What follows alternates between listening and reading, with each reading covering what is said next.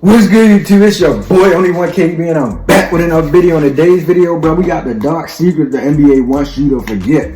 Now, if you're new to the channel, bro, make sure you like, share, and subscribe. Turn that post notification bell to be notified when I drop another banger, bro. We finna get into it, bro. Now it's Valentine's Day.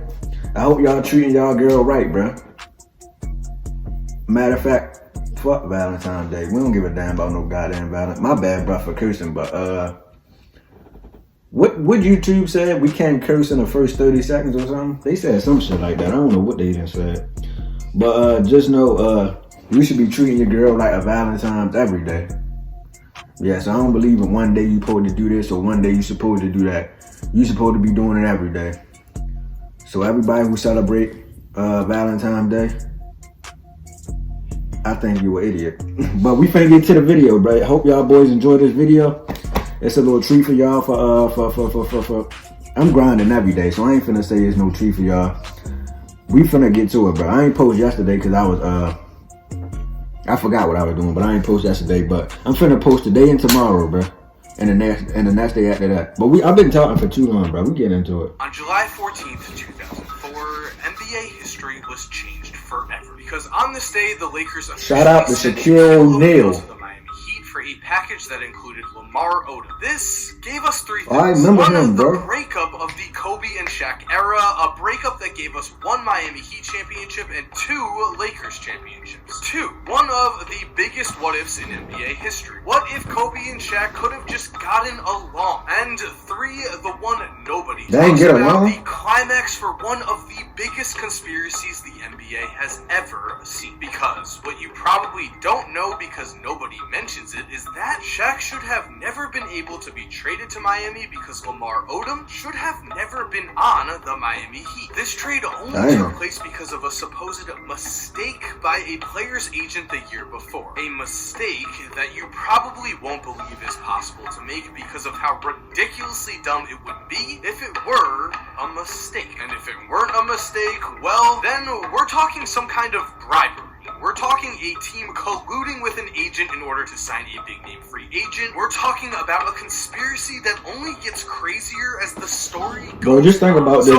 Lamar Odom, Shaq, and Kobe was all on the same team, bro. They got a squad. They had a squad, bro. I ain't gonna lie, bro. But today's NBA, bro, y'all heard Kevin Durant got traded to the Suns, so it's him and Devin Booker. They finna do damage. Who else got traded? D'Angelo Russell got traded back to the Lakers. Everybody was like, oh, D'Angelo Russell on the Lakers. Nigga, he was already on the Lakers. Then he got traded to somebody else. Then of course, he came back this year. But, yeah, we finna continue, bro. The NBA getting shooken up, bro. I remember when KD joined the Warriors. That was the most OP team ever, bro.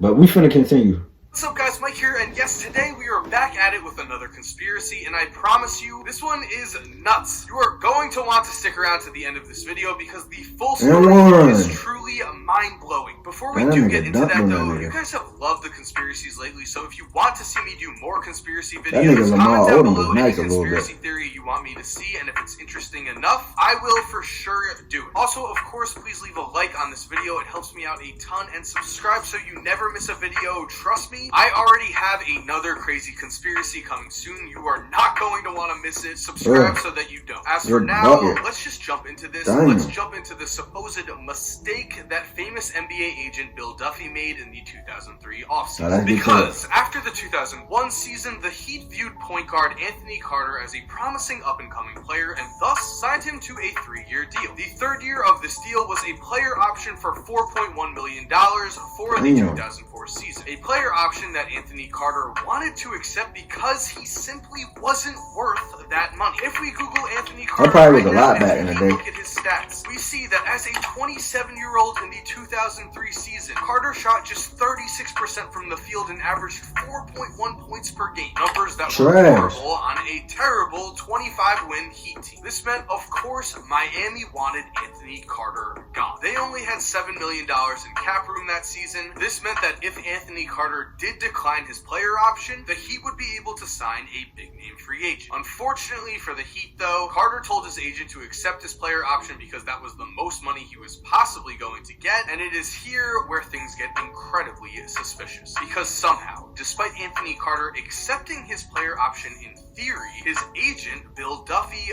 forgot to officially submit the paperwork to the Miami Heat before the deadline, and thus, Anthony Carter's player option was automatically declined. This meant that Anthony Carter was now a free agent. This meant that the Miami Heat owed him nothing, and this was a much bigger deal than you are probably thinking. Because again, let's search the salary cap for the 2004 NBA season, and we see that it is $43.84 million. In comparison, the salary cap for the 2020 season was $109.1 million. That means that the $109.1 million. That means that the $4.1 million salary that Anthony Carter was making in 2004 is I don't even know who Anthony Carter is, bro. Was he good? For the 2020 Obviously, he wasn't good. He said he averaged 4 points a game or something. Pay Anthony Carter this $4.1 million. Magically, they had enough money to sign Lamar Odom to a 6-year, $63 million contract. Let's be clear, Miami did not have enough cap space to make this offer before Anthony Carter's player option was declined. If Anthony Carter had accepted his player option, that meant Miami would not have had enough money to sign Lamar Odom, as they would have only had around $7 million in cap space. Strange. As I said before, though, the story gets even crazier, and so Anthony Carter only ended up making around $750,000 in 2004, and Bill Duffy ended up offering to pay the difference in salaries, which was the right thing to do. What's weird here is that in 2016, Anthony Carter said that Bill Duffy was still paying him over 13 years later, and in fact, well, just listen to this. In the end, it was a blessing. I'm still getting paid for it. Everything happens for a reason, and my agent was man enough to stand up and just pay me over a period of time. To this day, I'm still getting paid. I'm still getting paid until 2020. 2020? Wait a second. Why is Anthony Carter calling this a blessing? I mean, sure, he is saying that his agent ended up paying for him, but why would that be a blessing? If anything, it would be an inconvenience, especially when you consider the fact that Anthony Carter never made more than $1.35 million for the rest of his career. Also, red flag number 2 here, why is Anthony Carter receiving money for 17 years? Is he getting paid more money than he should have been? And if that's the case, well then, did something shady he's fucking that nigga because over. Honestly, let's take a step back here for a second and think about just how crazy ain't no way I'll be this paying that nigga 17 years Norman later. Powell, who has an $11.6 million player option for the Raptors, tells his agent to accept that offer, but his agent messes up and doesn't file the paperwork. Then suddenly, boom, the Raptors have enough money to sign someone like Kawhi Leonard as a free agent, and they sign him. If that were to happen today, social media would explode. Everyone would think that something shady had happened. Everyone would think that Bill Duffy and the Heat were just flat out cheating. Wow, you seen that shit? Smith's head would literally blow up on live television. The Astros were outed for cheating and have not heard the end of it for over a year. They're not going to hear the end of it for the foreseeable future.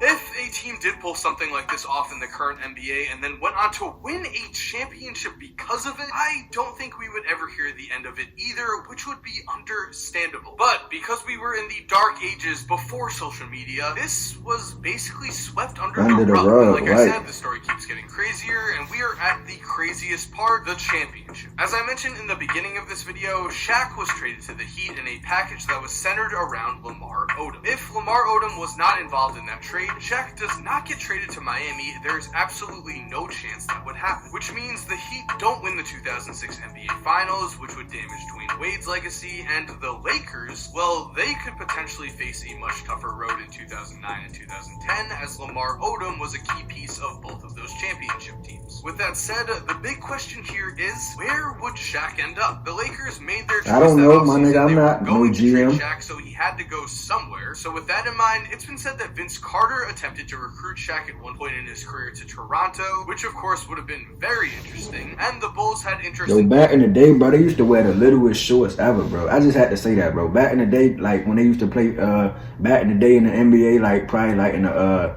70s and 60s, they shorts used to be hella small, bro. Like I used to be like, bro, what the, like, I don't see how they used to play back then, bro.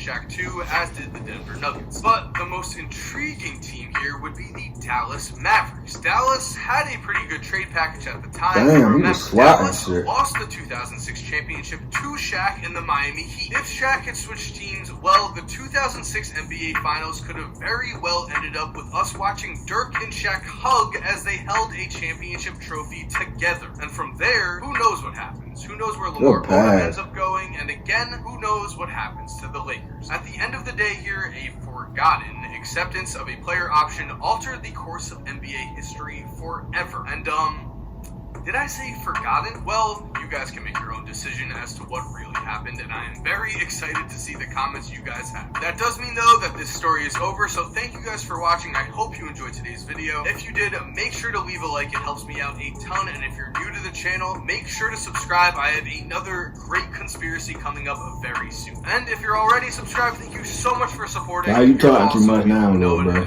Oh. But anyway, bro, if y'all enjoyed that reaction video, make sure you like, share, and subscribe. Turn on that post notification bell so you're notified on that whenever. Banger, bro. I ain't gonna lie, bro. That nigga, Anthony Carter, bro, he was fucking his agent over, bro. There's no way in the world I'd still be paying a nigga after all these years. That nigga said he was getting paid until 2020, bro. And that shit was like 13, 17 years ago, bro. That nigga was getting fucked over. But we finna get out of here.